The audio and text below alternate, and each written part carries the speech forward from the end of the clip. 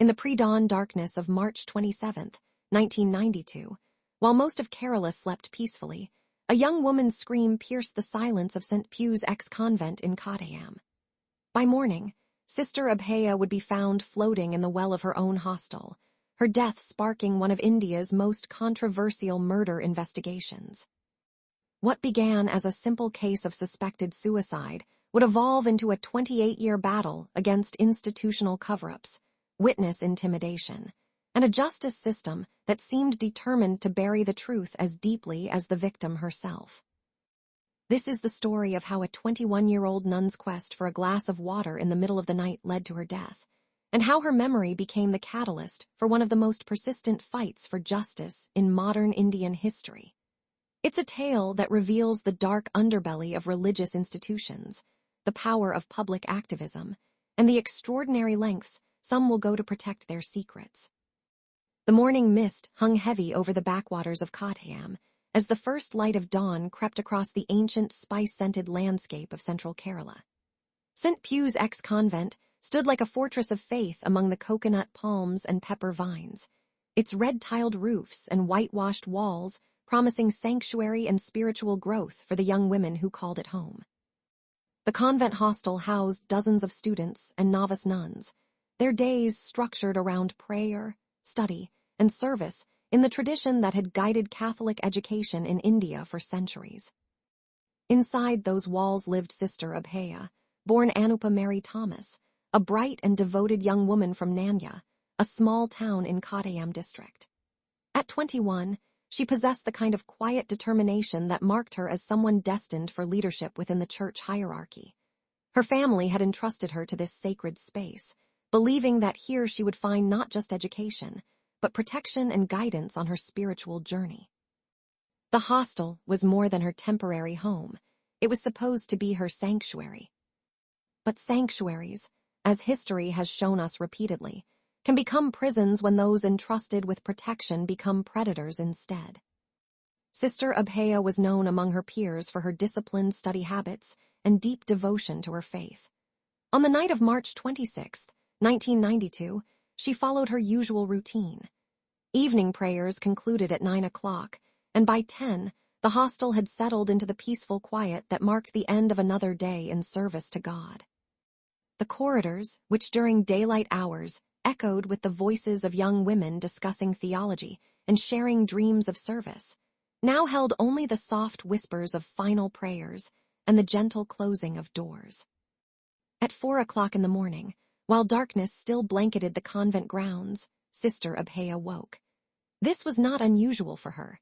She often rose before dawn to study in the quiet hours when the mind was clear and distractions were few. Her fellow students would later recall seeing the soft glow of her reading lamp in the early morning hours, a testament to her dedication to her studies and her calling.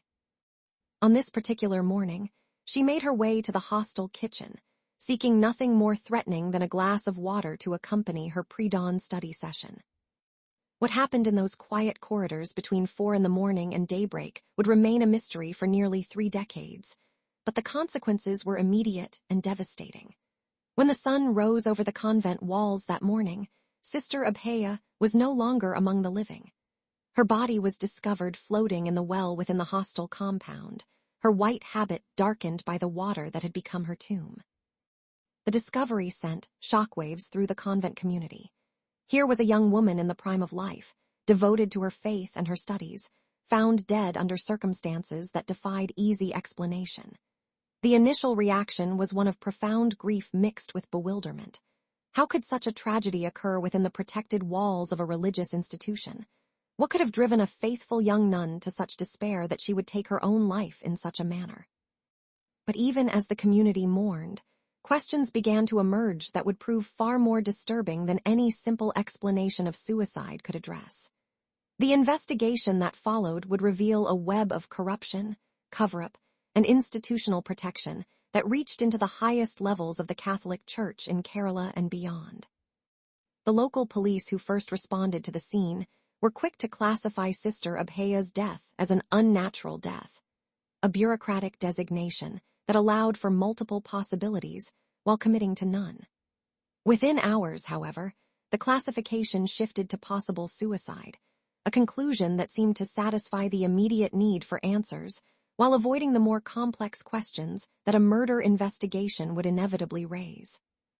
The speed with which this determination was made would later become a source of intense controversy and suspicion. Dr. Lalitha, the government pathologist who conducted the initial post-mortem examination, made findings that should have raised immediate red flags about the suicide theory. Sister Abhaya's body bore 2 distinct head injuries and multiple abrasions that seemed inconsistent with a simple fall into a well. The injuries suggested struggle, violence, trauma that went beyond what would be expected from drowning. Yet the official cause of death remained drowning, and the investigation proceeded on the assumption that the young nun had taken her own life. The convent community, led by its senior clergy, seemed eager to accept this explanation and move forward with the process of grief and healing. There was talk of depression, of the pressures of religious life, of the challenges facing young women who chose to dedicate their lives to service. These explanations had the advantage of being both sympathetic to the deceased and protective of the institution that had failed to protect her. They also had the considerable disadvantage of being contradicted by the evidence. Among those who refused to accept the official explanation was a group of local activists led by Jamin Puthenpurakal, a man whose commitment to justice would prove as enduring as the institutional forces arrayed against him. In the weeks following Sister Abhaya's death, Puthenpurakal began asking the questions that others seemed determined to avoid. Why were there injuries on the body that seemed inconsistent with suicide? Why had the investigation moved so quickly to rule out other possibilities? Why were potential witnesses within the convent not being thoroughly questioned? By May of 1992, Puthenpurakal had formed an action council dedicated to demanding a more thorough investigation into Sister Abhaya's death. The council's persistence in the face of official resistance would prove to be one of the most remarkable aspects of this case, demonstrating the power of sustained citizen activism in the face of institutional indifference. Their demands were simple but revolutionary. They wanted the truth, regardless of how uncomfortable that truth might prove to be for powerful interests. The pressure from Puthenpurakal's Action Council, combined with growing media attention to the case, eventually forced the Kerala Crime Branch to take over the investigation in April 1992. This represented a significant escalation in the seriousness with which the case was being treated, but it also marked the beginning of a pattern that would define the investigation for decades to come. Each time the case was transferred to a new investigative body, hopes would rise that finally the truth would emerge, only to be dashed when the new investigators seemed to face the same mysterious obstacles and arrive at the same unsatisfying conclusions as their predecessors. The crime branch investigation proceeded with what could charitably be described as limited enthusiasm. Witnesses were interviewed, evidence was collected, and reports were filed, but the fundamental questions about Sister Abhaya's death remained unanswered. The investigators seemed unable or unwilling to push beyond the official narratives provided by the convent authorities, and their efforts to uncover what had really happened that night appeared to lack the urgency and thoroughness that the case demanded. As months turned into a full year without significant progress, Puthenpurakal and his supporters realized that state-level investigations were not going to provide the answers they sought. The obstacles they encountered were not simply bureaucratic inefficiency or investigative incompetence.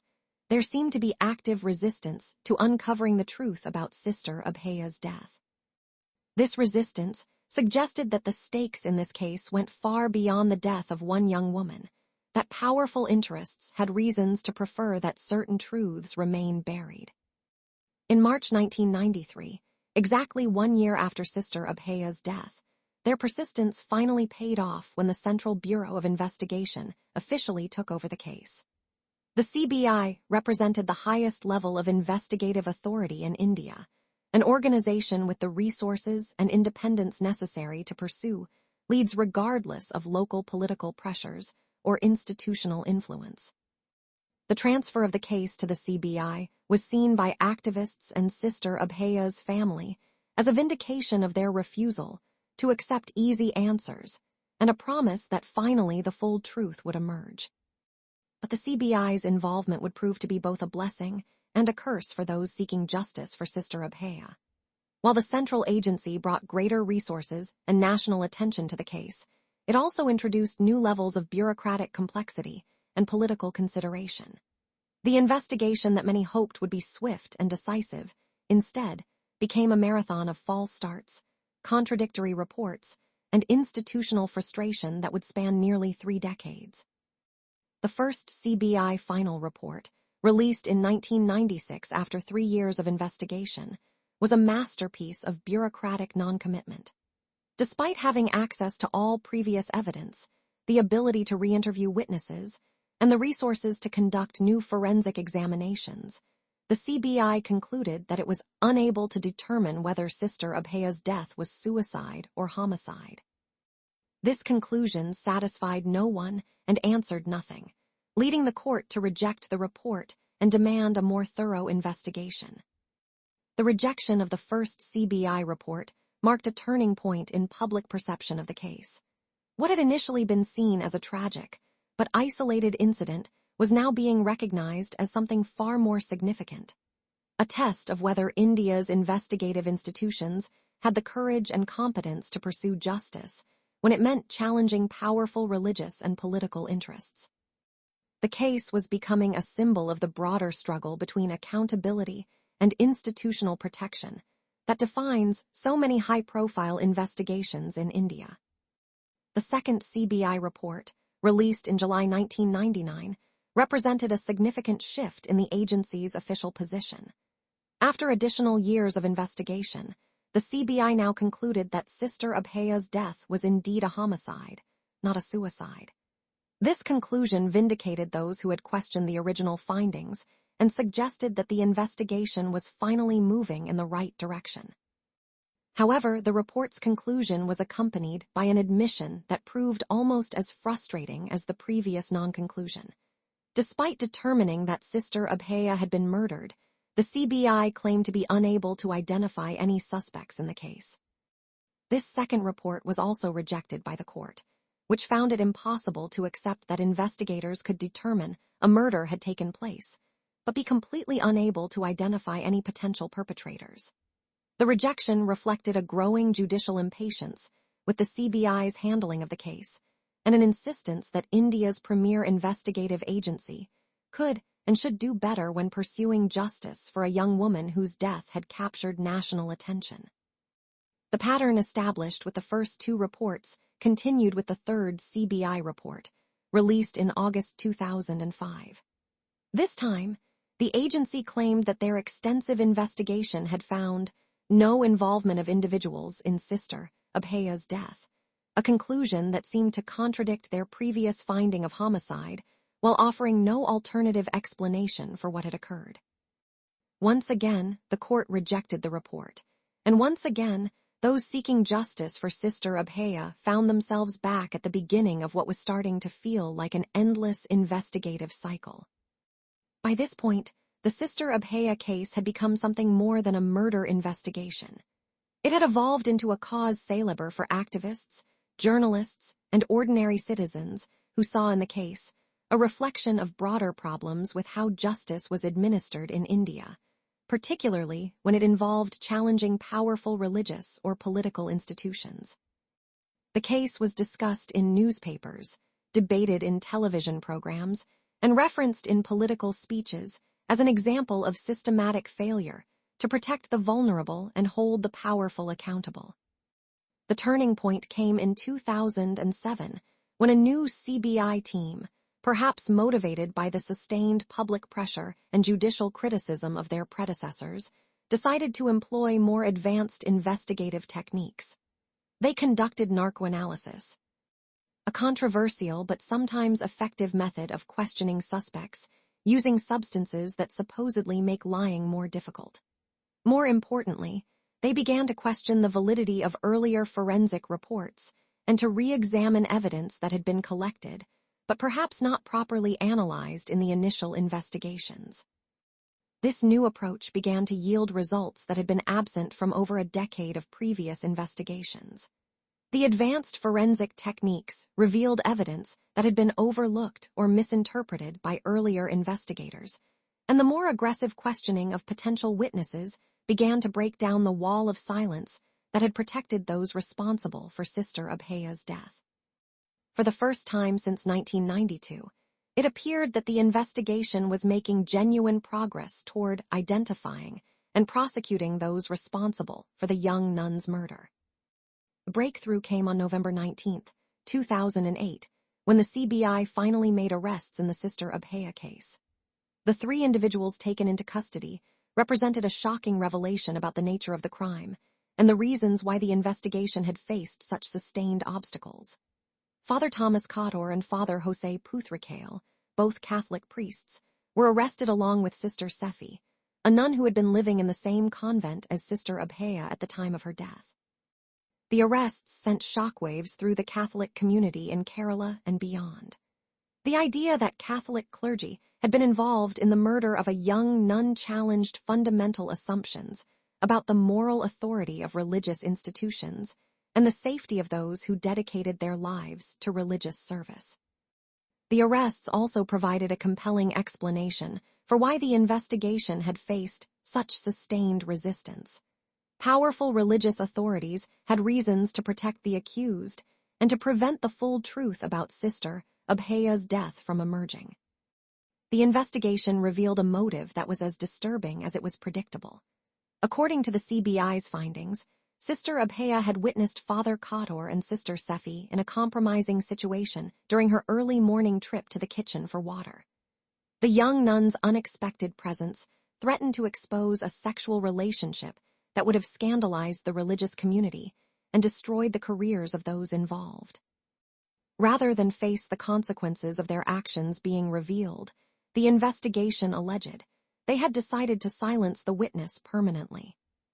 The case took another tragic turn just days after the arrests when V.V. Augustine, the police officer who had conducted the initial investigation into Sister Abhaya's death, died by suicide on November 25, 2008.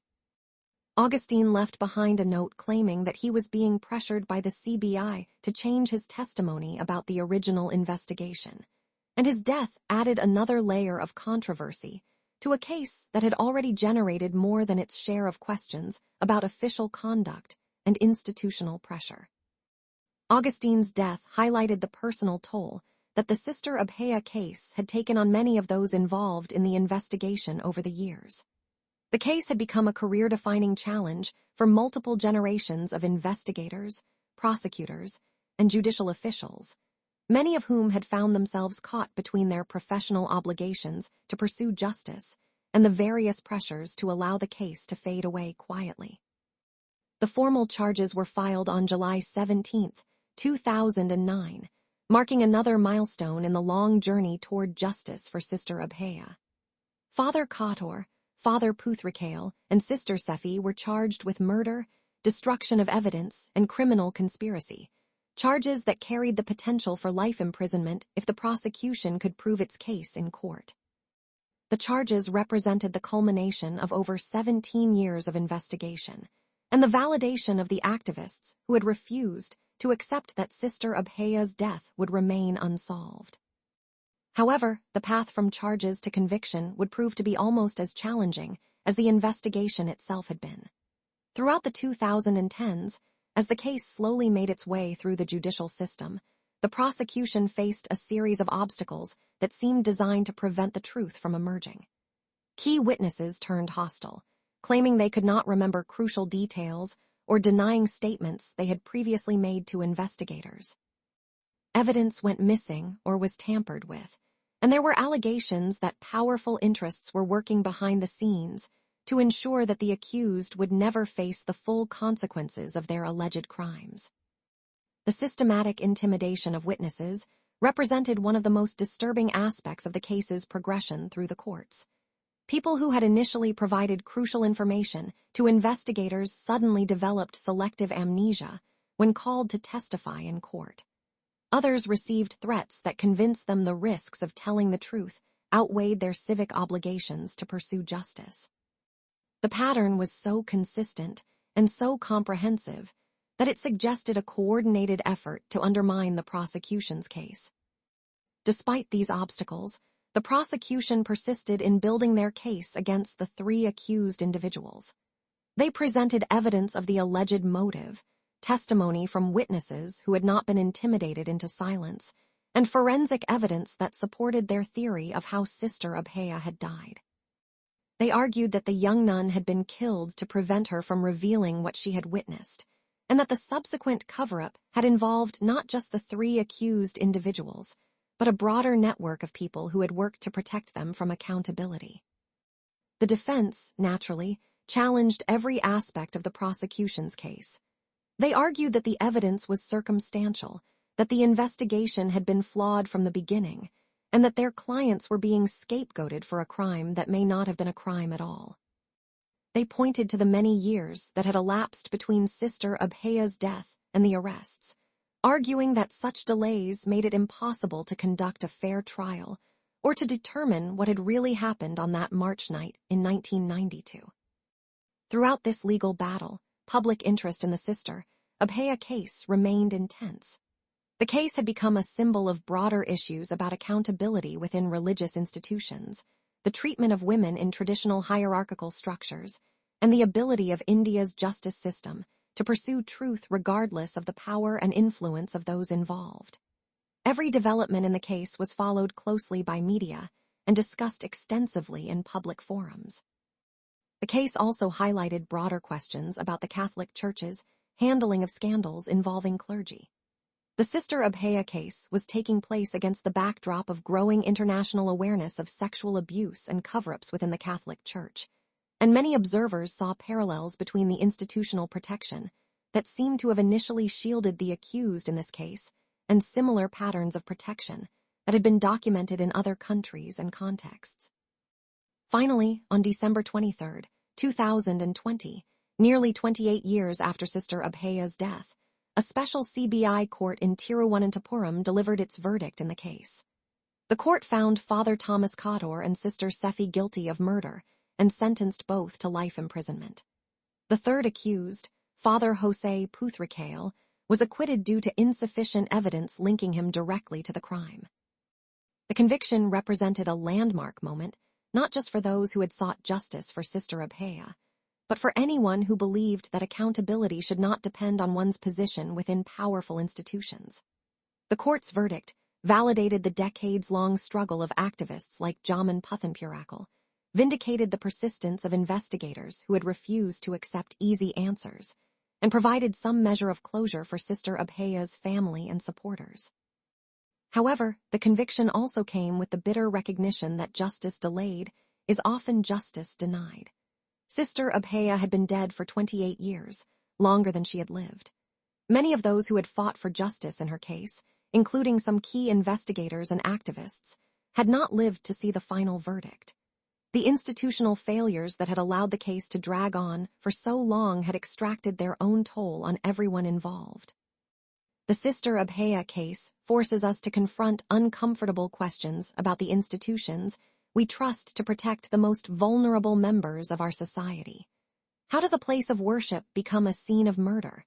How do those entrusted with spiritual guidance become predators who would kill to protect their secrets?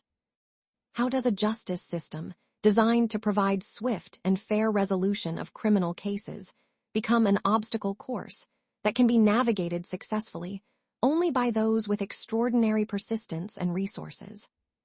Perhaps most importantly, the case reminds us that the pursuit of justice requires not just professional investigators and prosecutors, but engaged citizens who refuse to accept that some questions will remain unanswered because the answers might prove inconvenient for powerful interests.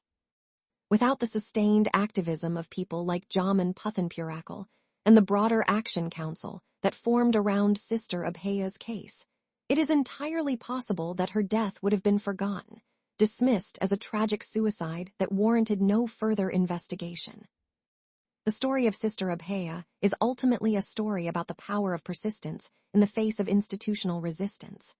It demonstrates that even when powerful religious, political, and bureaucratic interests align to suppress truth, sustained public pressure and judicial oversight can eventually force accountability. But it also demonstrates the enormous personal and social costs of such battles, and the way that delayed justice becomes a form of injustice itself. As we reflect on this case, we must ask ourselves what lessons it offers for our understanding of justice, accountability, and institutional reform in contemporary India. Sister Abhaya's death was not just a personal tragedy for her family and friends. It was a systemic failure that revealed deep problems with how our society investigates and prosecutes crimes when they involve powerful perpetrators and influential institutions. The conviction of Father Kador and Sister Sefi represents a victory for the rule of law, but it also raises questions about how many similar cases never receive the sustained attention and investigation that this case ultimately received. How many other victims of institutional power and privilege never find justice because they lack the advocates and activists who refuse to let Sister Abhaya's case be forgotten? The Sister Abhaya case should serve as both an inspiration and a warning. It demonstrates that justice is possible even in the most challenging circumstances, but it also shows that justice requires vigilant and persistent citizens who are willing to challenge powerful institutions and demand accountability regardless of the personal costs involved. In a democracy, we are all responsible for ensuring that the pursuit of truth and justice does not depend on one's social status, institutional affiliation, or political connections. The young nun who died in a convent well in 1992 could not have imagined that her death would become a symbol of these broader struggles for justice and accountability. But her legacy now extends far beyond her own tragic story to encompass the courage of those who refuse to let her death be dismissed and forgotten. Sister Abhaya's memory lives on not just in the conviction of those who killed her, but in the demonstration that ordinary citizens, working together and refusing to accept institutional indifference, can eventually force even the most reluctant systems to pursue truth and deliver justice.